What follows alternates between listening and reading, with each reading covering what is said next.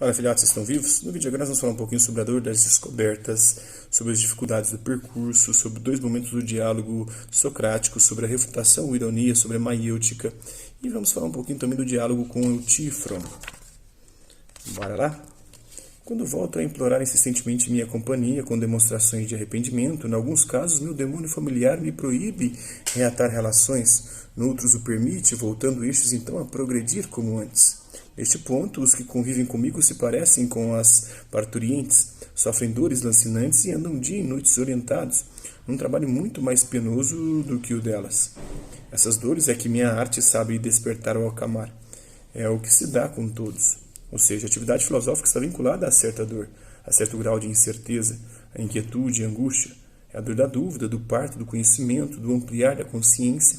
Por exemplo, quando a pessoa vê pela primeira vez algo que nunca tinha conseguido ver antes e percebe que esteve enganada a todo tempo, essa visão pode ser bastante desestabilizadora. Não é fácil admitir um erro e assumir as consequências. Mas depois, com a prática reflexiva contínua, essa pessoa poderá progredir no sentido de uma consciência mais plena, reorganizar sua compreensão do mundo e alcançar, como vimos anteriormente, a felicidade de uma vida orientada de maneira mais justa e sábia. Momento importantíssimo da atividade filosófica é o recolhimento para o diálogo interno. Como nesse último detalhe da escola de Atenas, provavelmente o filósofo grego Heráclito, o obscuro, é recolhido, refletindo. Se te expus tudo isso, meu caro Teeteto, com tantas minúcias, foi por suspeitar que algo em tua alma está no ponto de vir à luz, como tu mesmo desconfias. Entrega-te, pois, a mim, como ao filho de uma parteira que também é parteiro, e quando eu te formular alguma questão, procura responder a ela do melhor modo possível. Isso no exame de alguma coisa que disseres, depois de eu verificar que não se trata de um produto legítimo, mas de algum fantasma sem consistência, que logo a arrancarei e jogarei fora. Não te aborreças como o fazem as mulheres com seu primeiro filho. Alguns, meu caro, a tal extremo se zangam comigo que chegam a morder-me por os haver livrado de um que outro pensamento extravagante. Não compreendiam que eu só fazia aquilo por bondade.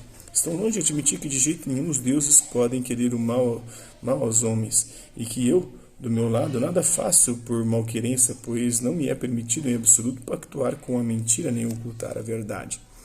Aqui o filósofo reconhece que suas perguntas e ao que elas conduziam incomodavam muito os seus contemporâneos, tanto que Sócrates acabou sendo considerado inimigo público em Atenas e condenado à morte.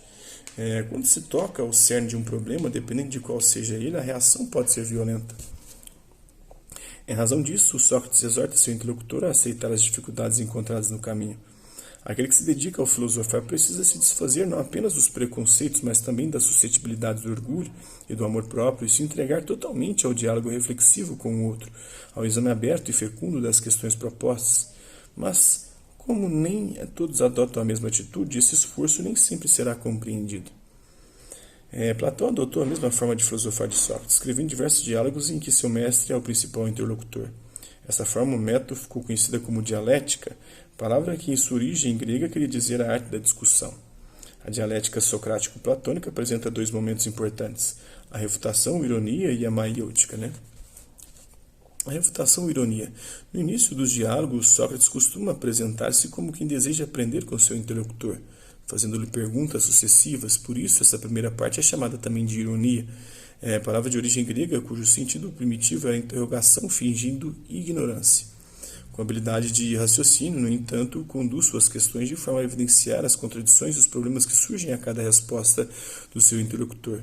Desse modo, vai refutando, contestando, negando, questionando as concepções que o outro tinha sobre determinado assunto e, ao mesmo tempo, demolindo o seu orgulho, sua arrogância e sua presunção de saber. A primeira virtude do sábio é adquirir consciência da própria ignorância.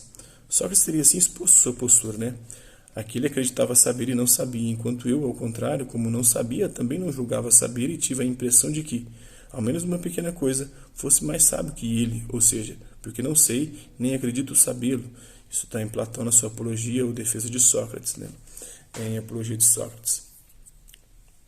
Na segunda etapa do diálogo, liberto do orgulho da pretensão de que tudo sabe, ou de que sabe alguma coisa, o interlocutor já está em condições de iniciar o caminho de reconstrução de suas próprias ideias.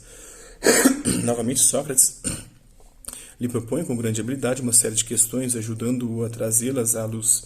Por isso, essa fase do diálogo socrático é chamada de maêutica, cujo sentido primitivo é, como já vimos, a arte de ajudar a dar à luz, a parir, a obstetrícia, né? Vejamos agora um trecho de um dos diálogos de Platão e Eutífron, que constitui um modelo exemplar do método dialético. Na cena inicial, à porta do tribunal de Atenas, Sócrates encontra Eutífron, conhecido como grande entendido em temas religiosos. O filósofo conta que movem contra ele uma ação em que é acusado de corromper os jovens inventando novos deuses e desacreditando os antigos. Eutífron, por sua vez, comenta que veio ao tribunal por ter apresentado uma acusação de homicídio contra o próprio pai. Conta que a vítima era um servo que, embriagado, degolou outro servo. O pai prendeu o homicida em um fosso, sem ter maiores cuidados com ele, enquanto esperava a orientação do encarregado de justiça. Só que o servo assassino não aguentou o cativeiro e faleceu de frio e inanição. Eutífron julga, então, que seu pai teria se tornado um homicida também por omissão e que, ao acusá-lo, estava agindo de maneira piedosa, isto é, conforme o dever para com os deuses. E o diálogo prossegue, né? O Sócrates diz, por Zeus, Eutífron, julga saber com tanta precisão a opinião dos deuses a respeito do que é e não é piedoso, que não receis que, havendo as coisas sucedido como afirmas, possas cometer uma crueldade movendo esses processos contra o teu pai? Eutífron responde, assim, Sócrates, eu não teria utilidade. Eutífron não se distinguiria do mais comum dos homens se não tivesse conhecido de todas essas coisas com precisão. Perceberás, por conseguinte, meu caro Eutífron, quão proveitoso para mim seria tornar-me teu discípulo, especialmente antes da ação judicial. Explica-me, então, o que consideras piedoso e ímpio, ou seja, não piedoso. Diz o Sócrates para ele, né? Digo que é piedoso isso mesmo que farei agora, pois em se tratando de homicídios ou roubos sacrílegos ou qualquer outro crime, a piedade impõe o castigo do culpado, seja este pai, mãe ou outra pessoa qualquer. Não agir assim é ímpio, ou seja, não piedoso. Pode ser que o seja, mas também existem muitas outras coisas, Eutífron, consideradas piedosas. Evidentemente que sim. Recorda, porém, que não te pedi para demonstrar-me uma ou duas dessas coisas, dessas que são piedosas, mas que me explicasse a natureza de todas as coisas piedosas. Porque disseste, salvo engano, que existe algo característico que faz com que todas as coisas ímpias sejam ímpias e todas as coisas piedosas, piedosas. Recordas-te? Recordo-me. Pois bem, esse caráter distintivo é o que desejo que me esclareças, a fim de que, analisando-o com atenção e servindo-me dele como parâmetro, possa afirmar que tudo o que fazes ou um outro de igual maneira é piedoso, enquanto aquilo que se distingue disso não é. Se é isso o que queres, dir-te-ei imediatamente. Em verdade, é só isso que desejo. É piedoso tudo aquilo que é agradável aos deuses, e ímpio o que a eles não agrada. Ótimo, Eutífron. Respondeste agora como eu esperava que o fizesse. Se o que afirmas é correto, embora eu não o saiba, mas é evidente que me mostrarás que o que declaras é pura verdade. Sim, claro. Muito bem. Consideramos o que vamos dizer. Uma coisa e um homem que são agradáveis aos deuses são piedosos, ao passo que uma coisa e um homem detestado pelos deuses são ímpios. Sim. E não afirmaste também, Eutífron, que os deuses lutam entre si, que apresentam diferença e detestam uns aos outros? Sim, afirmei. Mas quais são essas divergências que causam esses ódios e essas cóleras, estimado amigo? Então qual seria o assunto que, por não ser passivo de decisão, causaria entre nós inimizade e nos tornaria reciprocamente irritados? Pode ser que não esteja a teu alcance, mas considera pelo que estou dizendo se se trata do justo e do injusto, do belo e do feio, ou do bom e do mal. Com efeito, não é por causa disso que, justamente devido às nossas diferenças e não por não poder conseguir uma decisão unânime, nos convertemos em inimigos uns dos outros? De fato, Sócrates, eis aqui a divergência mais frequente também as causas que lhe dão origem. Não acontece igualmente as mesmas divergências entre os deuses e pelos mesmos motivos? Com toda certeza. Não é verdade que aquilo que cada um deles julga bom e justo é também o que ama e que o contrário lhe desagrada? Sim. Mas são as mesmas coisas, como afirmas que uns reputam justos e outros injustos. De suas divergências acerca disso é que se originam as guerras e as discórdias entre eles, não é? De fato. Temos que afirmar, por conseguinte, que as mesmas coisas são amadas pelos deuses e que lhes são ao mesmo tempo agradáveis e desagradáveis. Parece que sim.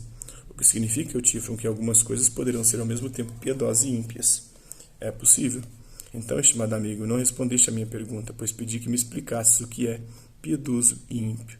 Porém, vimos que o que agrada a alguns deuses pode desagradar a outros, portanto, querido Eutífron, não seria de espantar que aquilo que fazes ao castigar teu pai fosse agradável para Zeus, mas detestável para Cronos e Urano, né, o deus do céu, deus do tempo ou do céu. E da mesma maneira agradável e desagradável para uns e outros deuses que divergem a respeito disso. Então isso está na obra Eutífano do Platão, da religiosidade, nas páginas 39 a 44. É isso aí. Hasta la vista, e até a próxima.